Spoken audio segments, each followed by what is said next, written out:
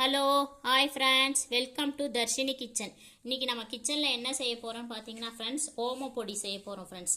இது வந்து சும்மா கொஞ்சோண்டு ஒரு 200 கிராம் அளவுக்கு தான் ஃப்ரெண்ட்ஸ் மாவு போட்டிருப்போம். ஒரு 150 கிராம் அளவு கடலை மாவும் கடலை மாவும் ஒரு 50 கிராம் வந்து இது அரிசி மாவு, இது ரெண்டும் தான் ஃப்ரெண்ட்ஸ் போட்டிருக்கோம். இப்போ இதுக்கு நம்ம தேவையான அளவுக்கு வந்து உப்பு போட்டுக்கலாம் ஃப்ரெண்ட்ஸ். உப்பு தேவையான அளவுக்கு உப்பு போட்டுட்டு, இது வந்து ரொம்ப சிம்பிளாக செஞ்சிடலாம் ஃப்ரெண்ட்ஸ். பசங்களுக்கு ஸ்நாக்ஸ் பாக்ஸுக்கு, இல்லை நம்ம வீட்டிலேயே ஏதாவது சாம்பார் சாதத்துக்கு தொட்டுக்கிறதுக்கு, ஸ்கூலுக்கு பசங்களுக்கு கொடுத்து விட்றதுக்கு, அதுக்கெல்லாம் நல்லா கொஞ்சமாக மஞ்சள் பொடி போட்டுக்கோங்க ஃப்ரெண்ட்ஸ். இது ஆப்ஷனல் தான், கலருக்காக தான் போடுறது. வேணுன்னா போட்டுக்கோங்க, இல்லைனா ஸ்கிப் பண்ணிக்கோங்க.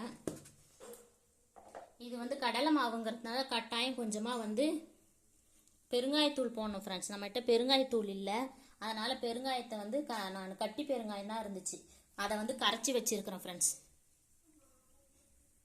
அது இதில் லைட்டாக போட்டுக்கலாம் ஃப்ரெண்ட்ஸ். போட்டுக்கிட்டு எண்ணெய், உங்ககிட்ட பட்டர் இருந்தால் பட்டர் போட்டுக்கோங்க. என்கிட்ட பட்டர்லாம் இல்லைங்கிறதுனால எண்ணெய் வந்து காய வச்சுருக்கேன் ஃப்ரெண்ட்ஸ். இந்த காய வச்ச எண்ணெயிலேருந்து சும்மா கொஞ்சோண்டு ஒரு குழிக்கரண்டி அளவுக்கு, கொஞ்சமாக ஒரு குழிக்கரண்டி அளவுக்கு எடுத்து இதில் ஊற்றிக்கோங்க ஃப்ரெண்ட்ஸ். அவ்வளோதான் ஃப்ரெண்ட்ஸ். இதை ஊற்றிட்டு நம்ம சப்பாத்தி மாவு எப்படி பிசையுமோ அதே மாதிரி இதை வந்து பிசைஞ்சிக்க வேண்டியதான் ஃப்ரெண்ட்ஸ். இருங்க, நான் பிசைஞ்சிட்டு காமிக்கிறேன் ஃப்ரெண்ட்ஸ். இங்கே பாருங்கள், மாவு வந்து பிசைஞ்சிட்டோம். ரொம்ப கட்டியாக பிசைஞ்சிக்காதீங்க, கொஞ்சம் தலை, ஏன்னா நமக்கு புழியும் போது அது வந்து புழிய வராது. அதனால் கொஞ்சம் வந்து தலைன்னு பிசைஞ்சிக்கோங்க ஃப்ரெண்ட்ஸ். இதில் ஒரு சிலர் வந்து மிளகாத்தூள் கூட போடுவாங்க காரமாக இருக்கிறதுக்காக. ஆனால் நான் இன்றைக்கி மிளகாத்தூள்லாம் போடல, சால்ட்டு மாதிரி தான் செஞ்சுருக்கேன். ஆனால் இதுவுமே டேஸ்ட் வைஸ் நல்லாயிருக்கும். உங்களுக்கு அப்படி மிளகாத்தூள் வேணும்னா நீங்கள் வந்து கொஞ்சமாக மிளகாத்தூள் பிசையும் போது போட்டுக்கோங்க ஃப்ரெண்ட்ஸ். இப்போ பாருங்கள், நம்ம வந்து இந்த மாதிரி இடியாப்பம் வச்சு தான் வச்சுருக்கோம் ஃப்ரெண்ட்ஸ். இந்த இடியாப்பம் வச்சு நமக்கு வந்து செய்யறதுக்கு ரொம்பவே நல்லாயிருக்கும் ஃப்ரெண்ட்ஸ். ஏன்னா ஒன்று வந்து இப்படி சுற்றுற மாதிரி இருக்கும், முறுக்குழா மாதிரி இருக்கும், எல்லாமே இருக்குது. பட் என்கிட்ட இதான் இருக்குது. இதுவுமே வந்து நமக்கு ஈஸியாக செய்யறதுக்கு வரும். உங்ககிட்ட என்ன இருக்கும் அது வந்து போட்டுக்கோங்க ஃப்ரெண்ட்ஸ்.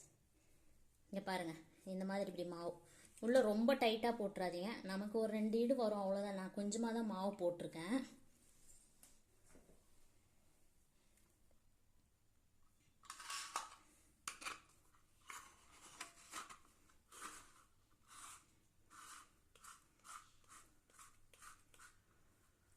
இப்போ பாருங்கள் ஃப்ரெண்ட்ஸ், எண்ணெய் வந்து வானல் நம்ம எண்ணெய் வச்சுட்டோம். எண்ணெய் வந்து காஞ்சி போயிருக்கு ஃப்ரெண்ட்ஸ். இங்கே பாருங்கள்,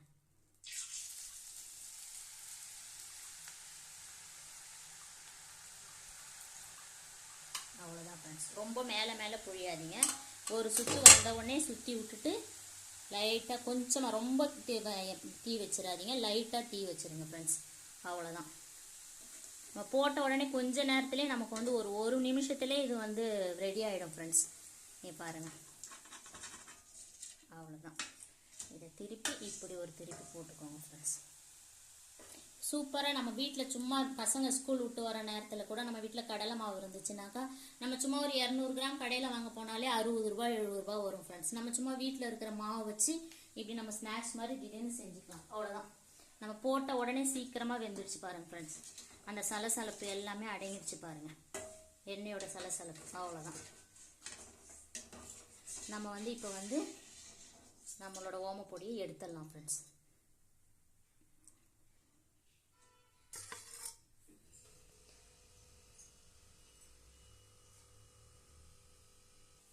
பாருங்க ஃப்ரெண்ட்ஸ், நம்ம எடுத்த உடனே எண்ணெய் வந்து கொஞ்சம் வந்து காயணும் ஃப்ரெண்ட்ஸ். காஞ்ச பிறகு நீங்கள் வந்து மறுபடியும் அடுத்த ஈடு வந்து போட்டுக்கலாம்.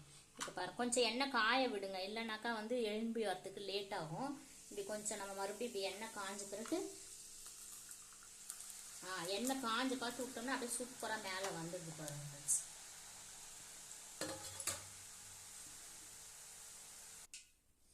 ஃப்ரெண்ட்ஸ், இங்கே பாருங்கள், நம்ம ஓமப்பொடி எவ்வளோ அழகாக சூப்பராக செஞ்சுருக்கோம் பாருங்கள் ஃப்ரெண்ட்ஸ்.